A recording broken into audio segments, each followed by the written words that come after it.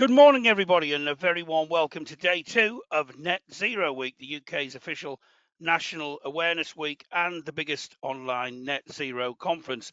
Many thanks to our sponsors, Beyondly, Hitachi Zero Carbon, Manpower, Mitsubishi Heavy Industries, and Ramboll for their generous support of the week. My name's Andy Walker. I'm a construction and infrastructure journalist and also a contributor to Climate Perspectives, which will be reporting many of the issues that we'll be discussing during the week. Today, we'll be focusing on a very important topic, I think, energy economy. We've got some excellent discussions. This is the first one on issues like carbon capture, offshore wind, skills, very important issue, and the green economy. A reminder that during all of our sessions, our audience will have the opportunity to ask questions or make brief points. If you want to do that, use the questions box that you'll see in front of you. Its precise position on the screen will depend on what you are accessing, what device you're using to access the event today on. So please do make use of that. But without further ado, we're going to get started with our first session of the day, which is shaping the future of carbon capture. UK and Europe's path to industrial decarbonisation. I'm sure that there won't be anybody in the room who doesn't know what carbon capture is, but just in case there is, essentially, this is a technology that is used to do exactly what it says on the tin to capture carbon for later use and also to reduce emissions as well. I believe that amongst the many things that the current Labour government has got to decide is to launch the the funding or turn the tap on for the funding for the round of carbon capture initiatives that they're about to be greenlit, and no doubt we might have some conversation about that in the discussion this morning. This session features some experts in their field. We've got Ruth Herbert, who's the CEO of the Carbon Capture and Storage Association, Chris Thackeray, who's the global carbon capture lead at Baringa consultancy, and Peter Lazell, who is senior business development manager at Mitsubishi Heavy Industries. And they will all collectively help us delve into the current status and, importantly, future prospects of carbon capture, utilisation and storage in the UK and internationally. Hopefully in this session we'll be exploring some of the strategic, economic and political dimensions of carbon capture, use and storage, and hopefully gaining some valuable insights in how we can drive forward industrial carbonisation on both national and continental scales. Anyway, that's enough from me. Our first speaker in this session, as I said, is Ruth Herbert, who's the Chief Executive of the Carbon Capture and Storage Association, which is the lead European association accelerating the commercial development of carbon capture, utilisation and storage.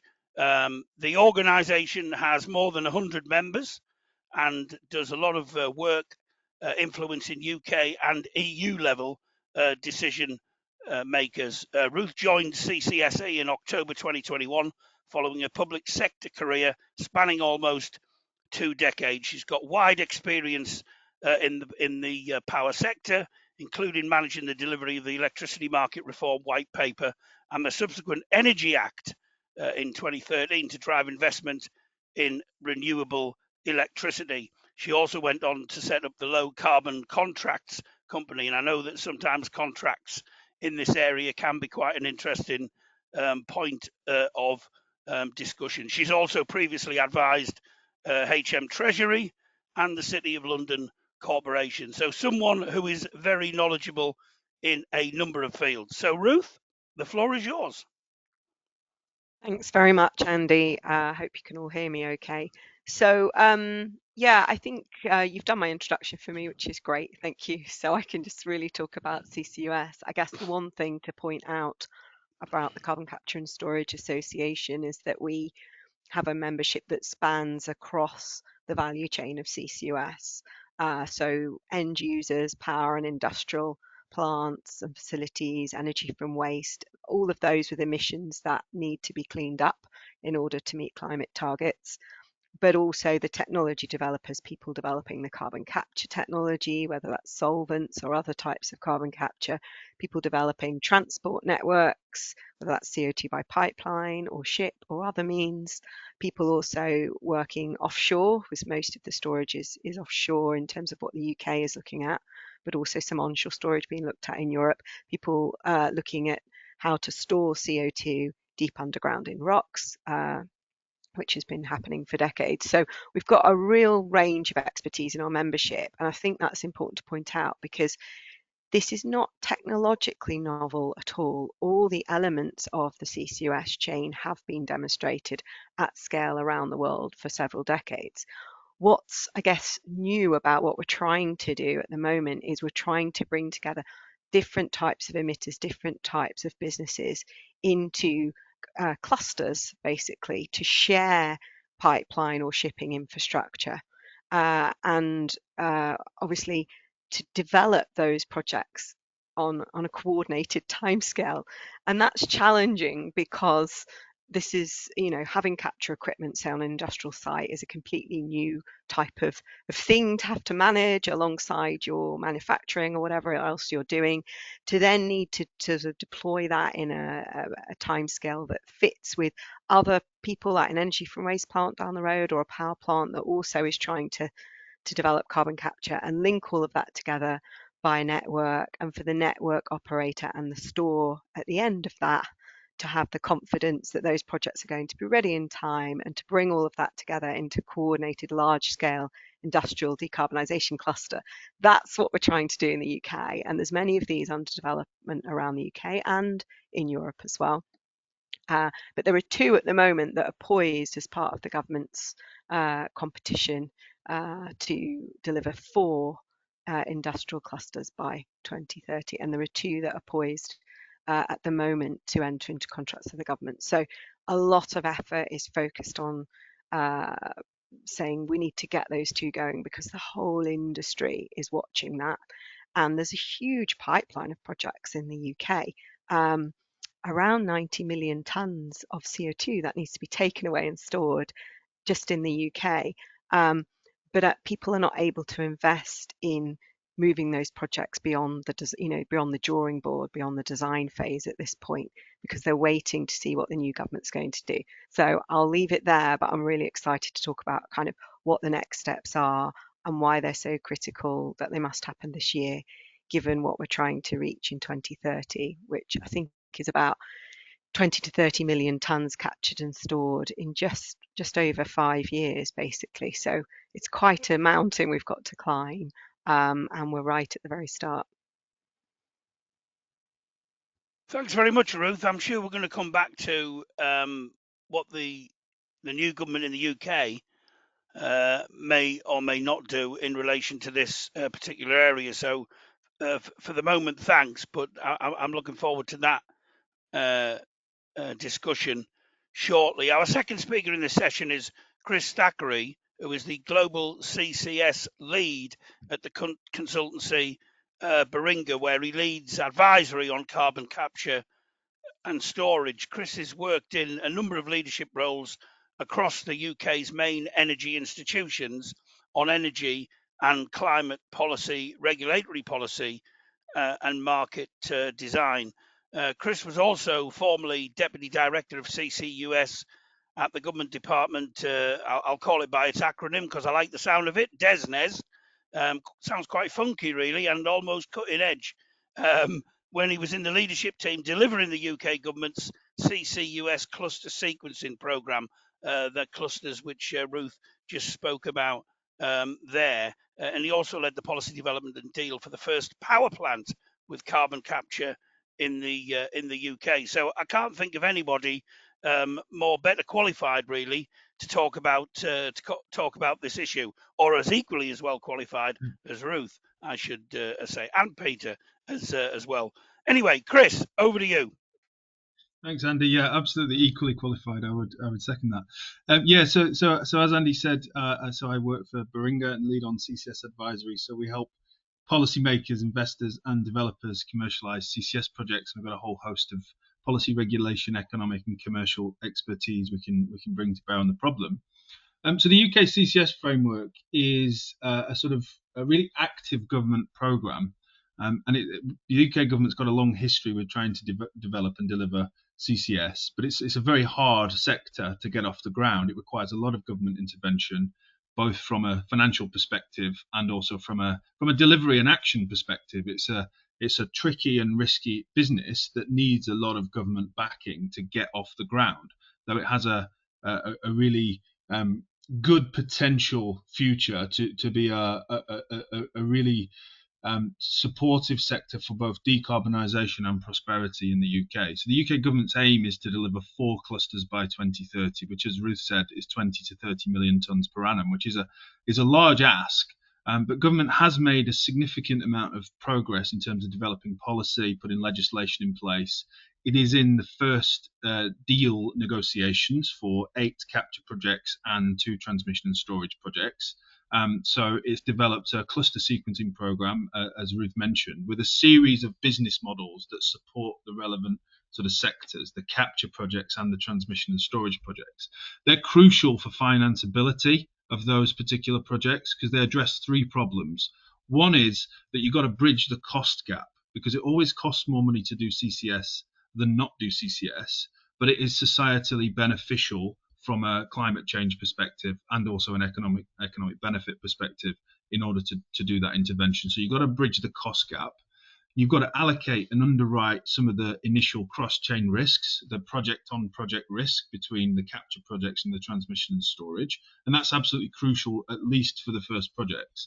And then you've got to have a guiding hand, a neutral hand, to coordinate these projects in space and time. So you've got to say when projects are going to connect to this complex and large-scale infrastructure. So government plays that role, and it is on the cusp of delivering those first cluster deals. I think we also advise clients around the world in commercializing projects, and there are lots of different approaches being taken in the international space on CCS. But I would say the UK's framework is probably the most sophisticated and addresses most of the risks that are present in the CCS sector. All of the international models subsidize the capture projects, all of the models that are effective. But not many of the models don't have government equity in the projects. And the UK model is a little bit unique in that it has is private sector delivered entirely, but based on business models that are heavily interventionist from the government and support the financeability. So I think it remains to be seen whether other models can be effective, but it looks like the UK model is financeable and is likely to be effective.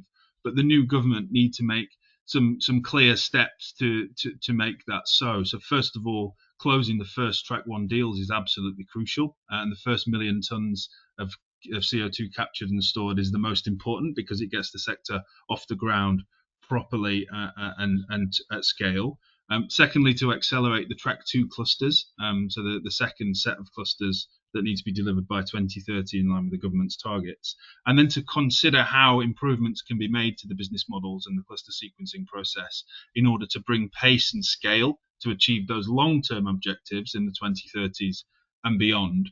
And for me, set a clear, achievable set of goals for the relevant sectors on capture and put money behind that. So a clear line of sight for investors to see a pot of government money that can support those projects at a reasonable level that is affordable from a fiscal perspective. So they're my opening thoughts, and look forward to the discussion. Thanks, Chris. Yes, we'll definitely return to what's going to happen going forward. I mean, there's obviously been some a landmark announcement on energy from the new Labour government, I think yesterday, around the onshore wind farms. So they've hit the ground running in one area. It'll be interesting to see what other announcements that we're likely to, get going forward. But I'm going to ask you guys about that when we get to the discussion. Our next speaker in the session is Peter Lazell, who is Senior Business Development Manager at Mitsubishi Heavy Industries, who are one of our sponsors as well at Net Zero Week. So thanks to them for that. Peter is primarily head of supply chain and procurement in the power division of the organisation, covering sites in the UK and Europe, and his work supports the fast developing carbon capture market across the UK and Europe, with projects that include energy from waste, biomass, and cement. So, Peter, it's over to you. Thanks, Andy, and thanks again for this opportunity. Yeah, so just for me, very briefly, I'd like to introduce CCS from an OEM's perspective, which is obviously an eager OEM's perspective. With what everyone's just been saying now, we're obviously anticipating and excited for these projects to go forward. And with that in mind, MHI are in a very good position, I think, in the CCS world. We've been developing and doing extensive research and development, both internally and externally at our factories and customer sites since 1992. So we have around 30 years of good experience of developing CCS. The journey for us started at a 2 tons per day pilot plant in Japan, at a place called Nanko, and then by 2016 through various commercial operations and R&D developments, we reached a stage where we had a commercial plant in America at a place called Petronova, I'm sure you're all aware of, in Texas, that had been scaled up to 5,000 tons per day, around that. The next challenge for us in our world is to go beyond 10 tons per day, and in the very largest plants in the world. And one potential for us here is Drax in the UK, where we've recently completed a feed study. And also there's potentially similar projects coming up around in the States and Europe, and on a similar scale as well.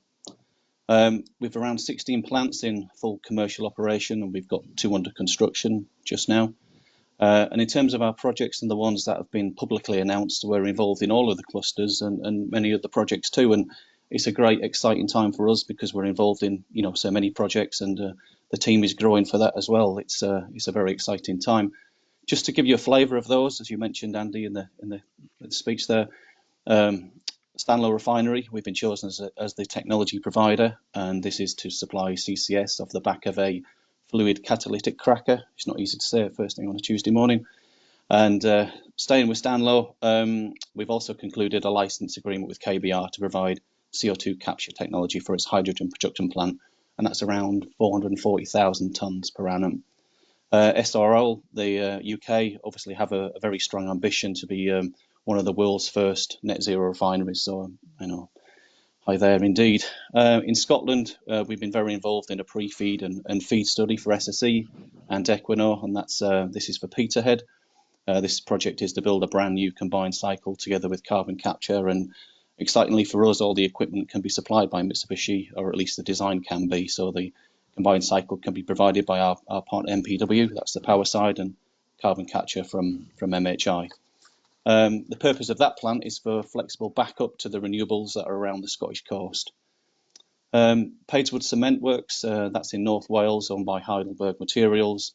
Along with Worley, we were awarded feed contract following a successful pre-feed, and this will capture 800,000 tonnes per annum. And as we all know, cement is really one of the most difficult to abate industries, so a bit of a challenge of a project there. And finally, Evero Energy, who was a law-leading carbon waste to energy company, they announced last year that they'll be partnering MHI to deliver its INVEX project, and that's the HyNet cluster in northwest of England. And that just gives you an overview of the different and diverse flue gas streams and industries that we will be applying our expertise and knowledge to after a long research and development period. Thank you. Thanks very much, Peter. A reminder that people can put questions in the chat for our panel, and we'll get to those shortly. But just to kick things off, we've obviously, if you haven't been living in a cave for the last week, you'll have noticed there's been a political development in the UK, a change of government. And obviously, when you have a change of government, obviously, potentially there can be a difference in emphasis, a difference in approach. I just want to turn to Ruth and ask you, Ruth, what would be your asks in this area for the new UK government's, and I think we can talk in these terms because they have kind of hit the ground running. First 100 days, I mean, we've had less than a week and they've already made all kinds of announcements, or it feels like they have. So what would you be looking for in this area over the first 100 days? Yeah, I think that's really, it's quite easy to be honest, because as Chris said, you know, a lot of progress has been made already in the UK and there is a really clear legal framework there. So we don't need to wait for legislation. It is possible. All the legislation was passed last year. Most of the design of the support mechanisms is done. So it's really now about the decisions to move ahead and allocate that support, as you said earlier. And it's pretty straightforward. You know, it can be done quickly because the powers are there. So it's great news for a new government that wants to get forward and move forward quickly, and especially in terms of securing inward investment and foreign direct investment, which they've talked a lot about. So as I mentioned before, first step, really quite straightforward. There are the projects, as Chris said, there's 2 transport and storage projects and the capture, about 8 capture projects that will connect to those. So it's the Northwest, HyNet in the Northwest, the East Coast cluster, Teesside and Humber, but the Teesside branch initially.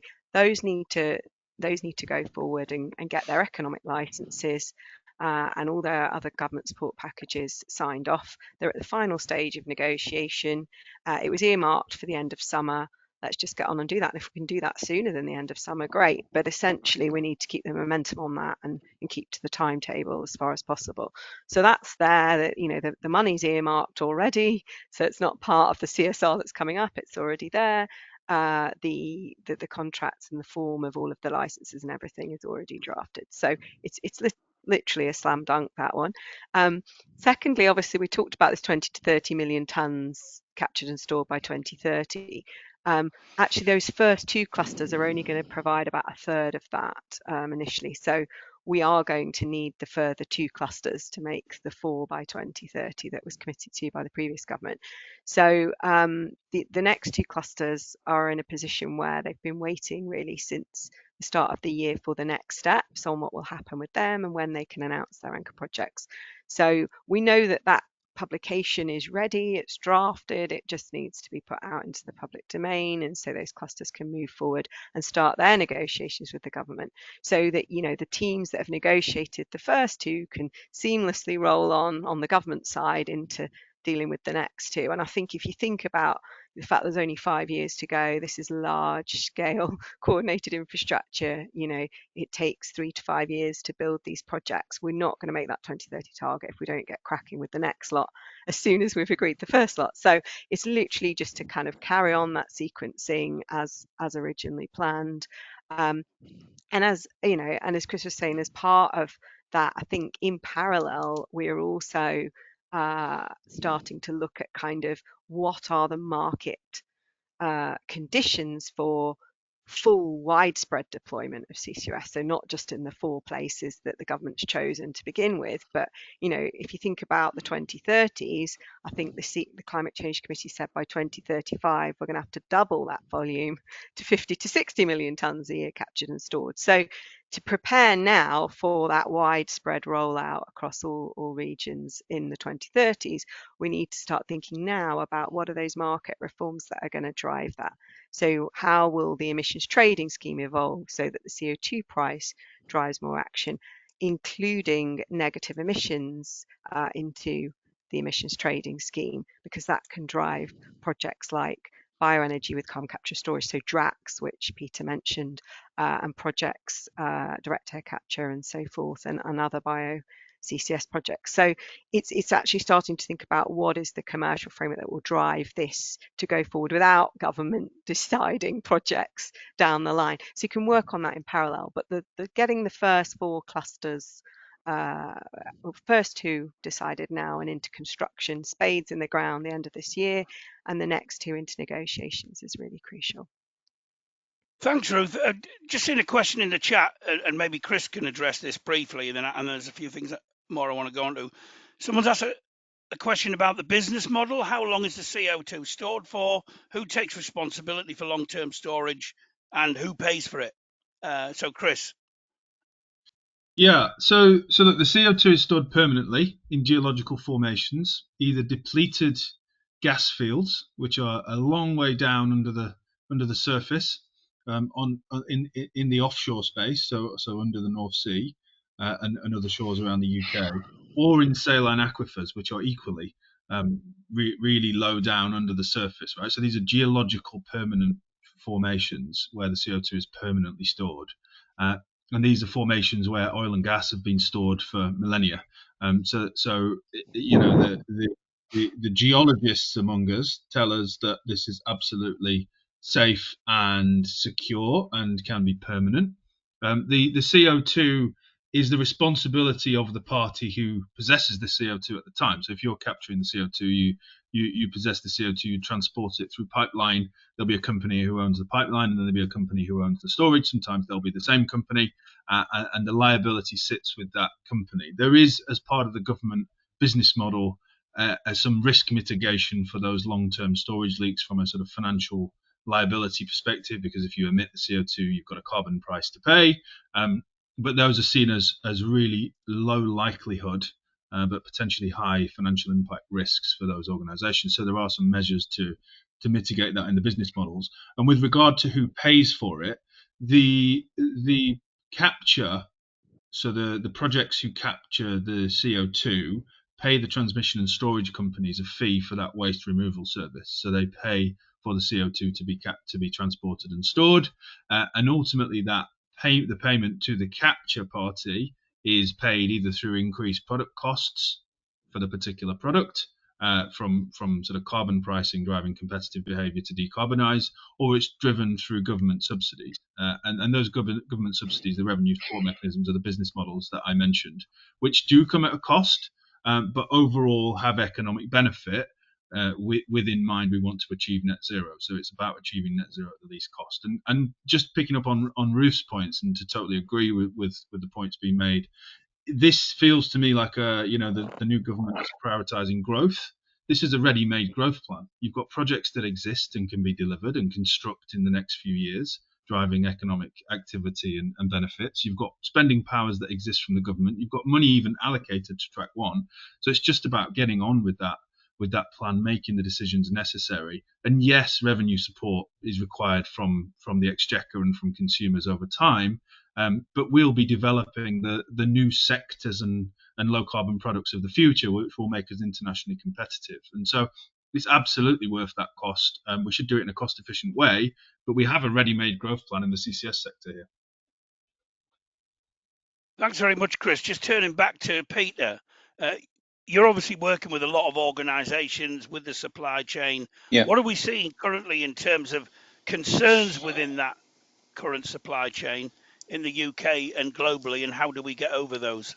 That's a really good question, and again, just following on from what Ruth and Chris have said about cracking on with this and the government picking it up, and they've got something kind of like ready to go. I don't want to be the naysayer, the doom and gloom, but I wouldn't be doing my job if I didn't sort of say that there was some certainly there's some supply chain concerns out there at the moment, and we still remember we haven't really worldwide issues. We haven't really got over the COVID Ukraine war, for example, and this has led to major key global issues. For example, material shortages, lack of supply chain visibility, and probably complexity in terms of forecasting from manufacturers, which I'm involved in. I have been involved in, and I'm involved in sort of now.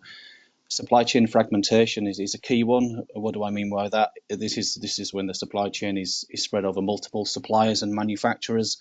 While this may allow for some price and quality advantages, it's not giving full visibility, to say certain vendors, and can make managing the supply chain, frustrating and challenging.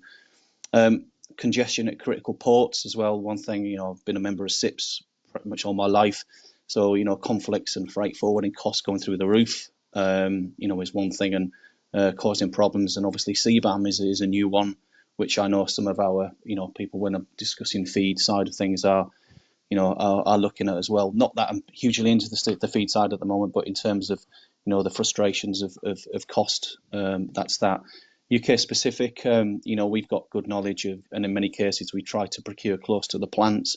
That has always been the one thing in my past of being a customer as well. Try and procure close to the plants as possible for many common parts. And for these first projects, we have to remember there's a balance of cost and efficiency. And do you want it cheap or insist on UK content as well? Remember these first projects have got to get away, and this is taxpayers' money as well. So we've got to be aware of that. Just a few examples. Some of the RFIs that have gone out for major columns that constitute the plant. Just scratching on the surface. Sometimes we've got to remember some of the companies have been unable to do this, or not interested, or not have a massive commitment. We've got to remember these feeds are competitive, so there's lots in there. And some of the feeds there, especially in feeds, we're experiencing long lead times for bespoke first of a kind worldwide parts as well for these CCS projects. Some CO2 compressors and reboilers and reclaimers are 2 to 3 years lead time FOB. So the specification needs to be made during feed, because they're so far in the future. Plus there's transportation, and I just want to make a point out as well. There's once we start getting the green light, get these purchase orders on as soon as possible. Give the vendors visibility. We have to be key with this and make sure that forewarned is forearmed is forewarned and everything like that. But and finally, just one thing, just in terms of manpower. Coming from the power side as well, manpower notoriously comes with its own issues. Trying to pin down various skills in advance, for example. I guess from my experience, when these projects are given the green light, there will be potentially some bottlenecks that will be challenging. So as much visibility as we can, to get these away is the key. And just another thing to bring up. The clusters around the world are expanding, as we all know, and so we need to keep the UK moving. What we're seeing at the moment is the gaps are narrowing, especially in Europe and the USA. So, it's going to be sort of fairly formidable. So I think the sooner we move, the better. Yeah. Thanks very much, Peter. I'm going to come to you now, Ruth. Picking up on that last point that Peter raised, I think it's fair to say that the UK has led the world in this area.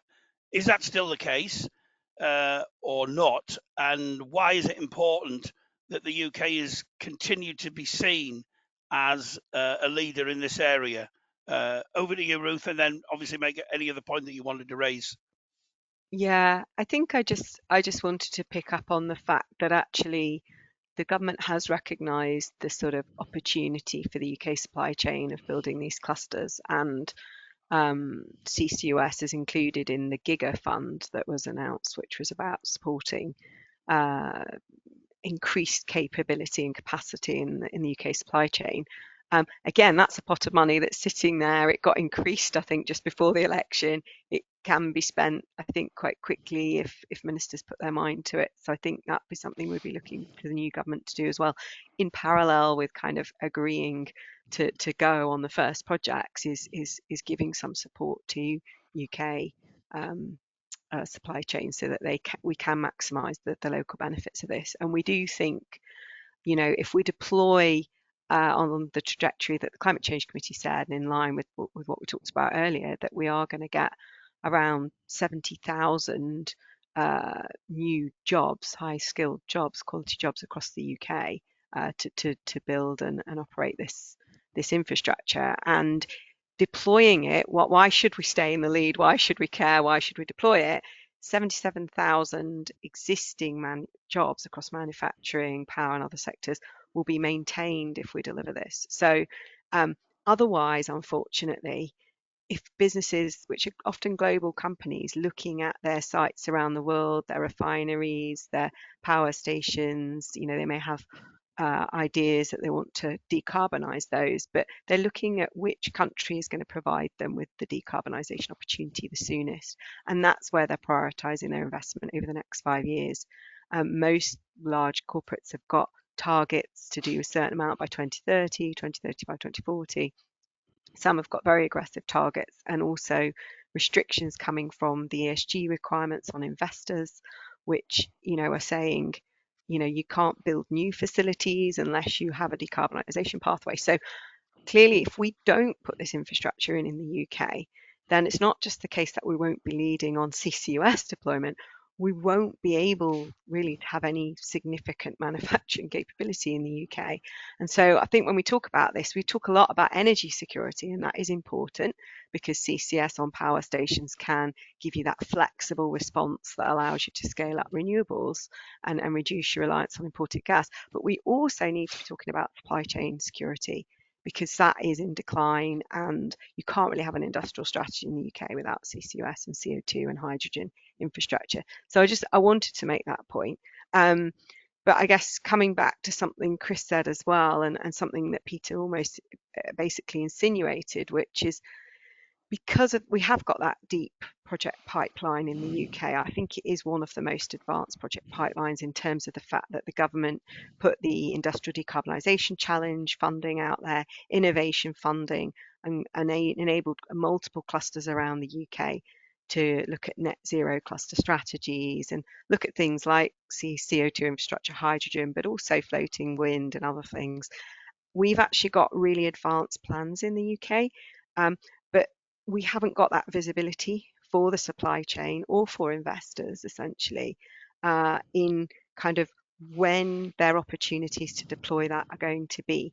And as Chris said, because at the moment we're looking at, support, the carbon price isn't high enough to drive this on its own. So we've got these contracts for different style business models that top up the carbon price for each type of CCUS. What we don't have is a long-term funding envelope. And I want to kind of draw parallels back with what we did when we tried to get offshore wind away. That was my time in what was DEC. It wasn't DESNZ then, it was DEC. We then realized, because we listened to the supply chain and we listened to investors, that what they needed was a sort of forward visibility of a funding envelope. They needed to know what proportion of offshore wind, what capacity was required and other technologies every year for the next sort of 5 to 7 years, and to have a funding envelope assigned to that, which would be allocated through the business models. And that's what we need for CCUS. So it's not just about getting the first 2 projects away, first 2 clusters away, starting the negotiations with the next 2, but it's about providing that longer term visibility of the deployment, the volume and the steepness of that slope of deployment, really from now to 2035, because decisions are made in the next 5 years for major companies in terms of developing projects that they want to be operational in the 2030s. So we do need to get much better at that longer term planning, which I think Labour have said they want to do, and it does tie into an industrial strategy, but we haven't got that at the moment. So that's what we're looking out for. Thanks, Ruth.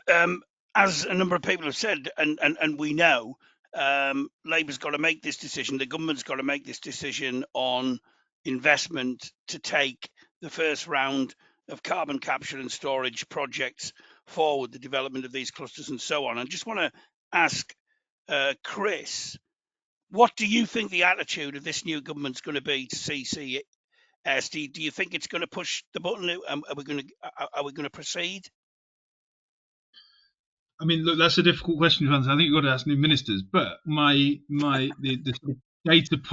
data points I have is putting legislation through Parliament always got cross-party support, and so the Labour Party clearly supported the legislation, the enabling legislation for the business models that we put through Parliament, and the energy security bill that enabled all of that.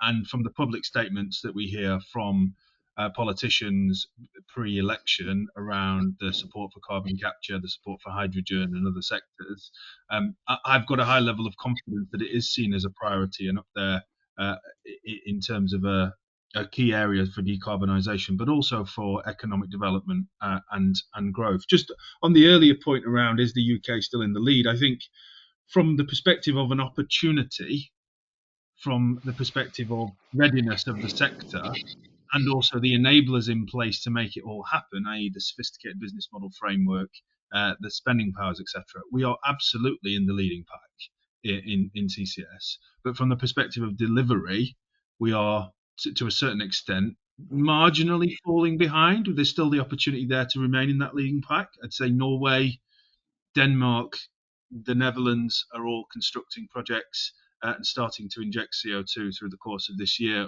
in some cases. And in the USA, they've been doing carbon capture for enhanced oil recovery for decades. So have the capability to deliver, but yet to see strong enough incentives for financial investment decisions in the US. So in terms of readiness and opportunity, the UK is in the leading pack.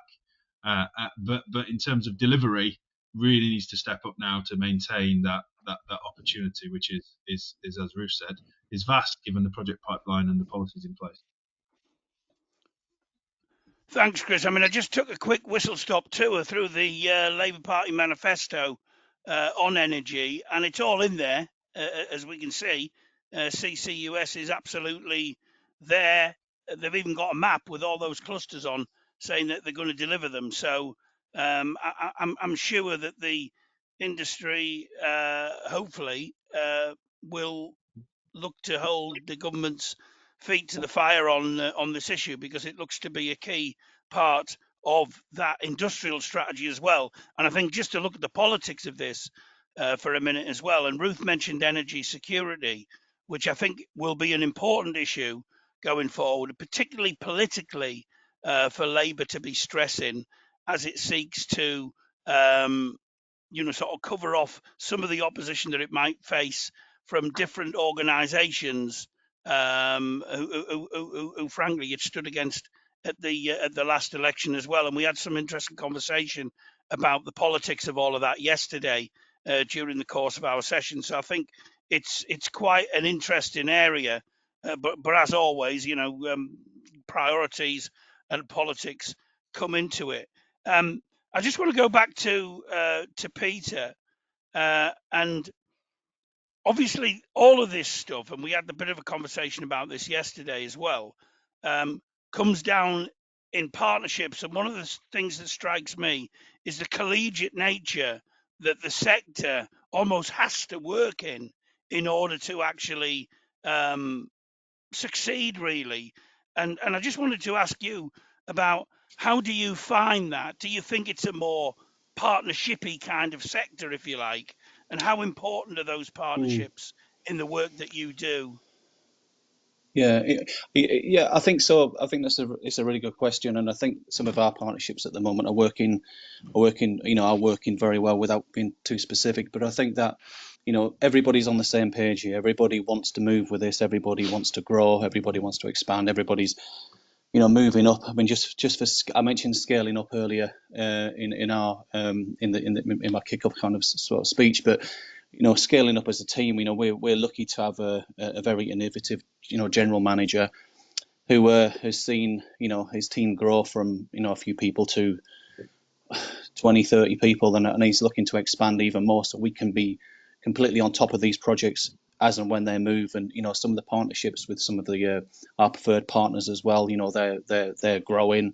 We get a lot of feedback from them, working well. We're fairly agnostic, I think, which probably said, in terms of working with feed contractors, apart from a couple of competitors. But we want to grow. There's lots of development. There's lots of two-way discussions with our partners as well. So I think everybody just really now just wants this, just wants to to reiterate again what Ruth's saying, political consistency, just to collect the clarity on the funding models as well, just so we can continue with this and all be working together. But there's definitely a lot more cohesion going forward, without being too specific, Andy. Thanks for that, Peter. There's an interesting question in the chat, and if we can get some quick replies on this, because we've only got about 8 minutes left. Do panelists believe that CCS ought to be restricted to decarbonisation of existing plant sites only, and not to be used as an excuse to create a new carbon-based industry? I'm going to go to Ruth first for that, and then quickly to Chris and Peter. Ruth.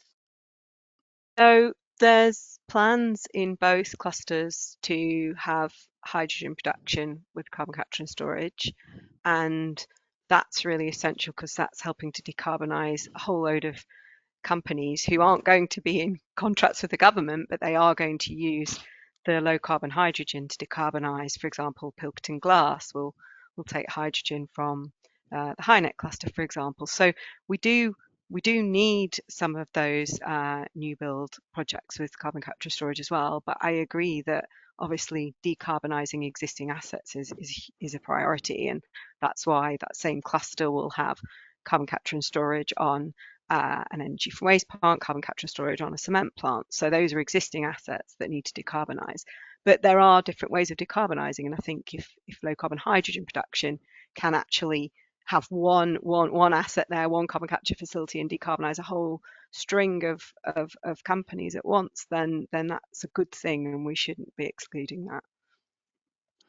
Thanks, Ruth.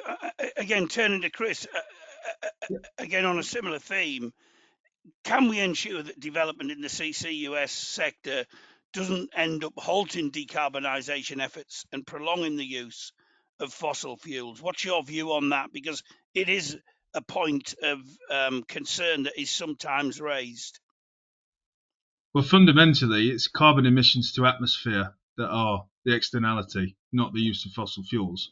But the use of fossil fuels, in many cases, of course, comes with carbon emissions to atmosphere. And so what we should be doing is decarbonising in the least cost, most deliverable way. And in some cases, that requires carbon capture.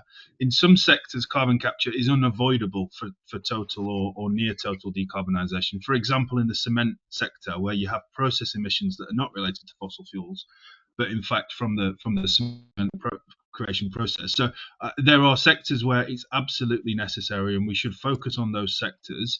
But we also shouldn't crowd out innovation by being too deliberate in picking particular winners. I mean, Ruth mentioned hydrogen production. There's also sustainable aviation fuels that will need new facilities. You know, we've got to decarbonize aviation. We've got to decarbonize many sectors, and what we need is innovation and pace, and not necessarily the sort of a kind of deliberate attempt to undermine particular approaches. Look, we're probably going to need, for example, oil for plastics for a good long time into the future, and decarbonising, therefore, refining of oil is an important aspect, and that's a fossil fuel. So I think focusing on the bad, which is carbon emissions to atmosphere, and doing decarbonisation in the least cost way, whilst not locking in unnecessary stranded assets. I understand that, but I think doing this through effective business models, through market interventions, and delivering the least cost, fastest decarbonisation is where I'd focus. Okay, thanks, Chris. But turning back to Peter, Peter, how do you assess where the carbon capture market is, and is it in a position to make a real difference going forward? That's a good question. Assessment to us is like, you know, basically based on these projects that come to us. As I said, you know, we've got quite a good overview of different diverse flue gas streams, you know, and I'm not sort of in the marketing side of it to turn around and say, well, I think we just want to jump on everything as much as we can to abate as much as we can. I think that's where we feel like our heart is with this, you know. As Chris mentioned about the cement side of it, you know, that is a particularly difficult one to abate and a necessity as well, you know. So I think that's quite high, and that's one that we're moving on at the moment, you know, to work quite fast on that one. I think for us, and again, going back to, sorry, just quickly to what Lou said in terms of like with Peterhead as well, we can supply the gas turbine as well with that, you know, along with carbon capture. So you know, we're kind of like, you know, spread around, you know, multiple sources. But in terms of, you know, kind of, we don't really have like I wouldn't say that we have like a trajectory of exactly what we think needs to be done. We just want to be part of it all, and we're scaling up ourselves as well, just so we can work on that as well as effectively as a team and best we can. Okay, thanks, Peter. I'm going to finish off with a question on planning, which was in the news yesterday, and I think is going to be in the news for a little while to come. And I'm going to start off this one with Ruth. What would be your ask of the government in respect of planning and consenting for CCUS projects? So I think, I mean, there is a process, but that takes a very long time, and I think you only have to look at the deployment trajectories that government needs to meet to hit its targets, and you add and the decision point we're at now, which is we still haven't decided to go ahead with some of this infrastructure yet, but we need operational for 2030. And when you add in planning into that, then that makes it impossible. Now, luckily, most of the clusters and projects are already well down the track with planning, right? And that's almost an essential part, really, of being able to take part in the government programme, is that you need to be progressing this stuff. But the cost and the volume of administration to do that, and the length of time that decisions take to turn around, you know, absolutely needs to be sped up if we're going to reach wider deployment. And I mean, one particular issue at the moment is more around permitting.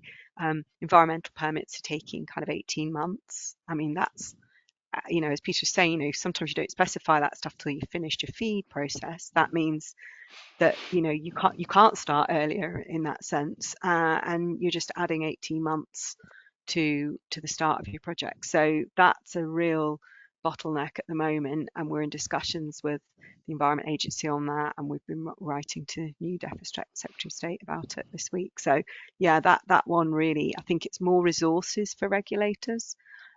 Regulators have not been resourced to deal with this new net zero transition infrastructure, and the timescales involved and the novelty of it involved, and we've recommended batching some of this. If you're dealing with a cluster, why don't you look at all the pipeline planning and all of the necessary DCO at the same time? Why don't you look at all of the environmental permits at the same time, batch them together?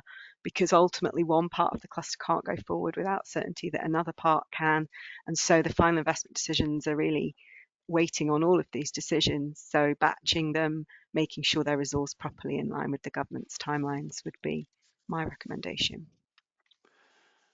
Thanks, Ruth. Unfortunately, we've run out of time, which is a real pain, because I think we could have gone on for quite some time. And I know this is a subject that we will be returning to in due course. But I'd just like to thank all of our panelists for their insights this morning. To Ruth Herbert from the Carbon Capture and Storage Association, Chris Thackeray from Baringa, and Peter Lazell from Mitsubishi Heavy Industries. Really, really grateful for your insights, and thanks as well for being so frank as well with some of your contributions about where we are and where we need to go. So thank you all very much for that. Next up in Net Zero Week, we've got another keynote session on advancing offshore wind energy, which I know is going to be very interesting, from 10 o'clock. So for now, from me, Andy Walker, thanks very much, and thanks again to our fantastic panel. Thank you.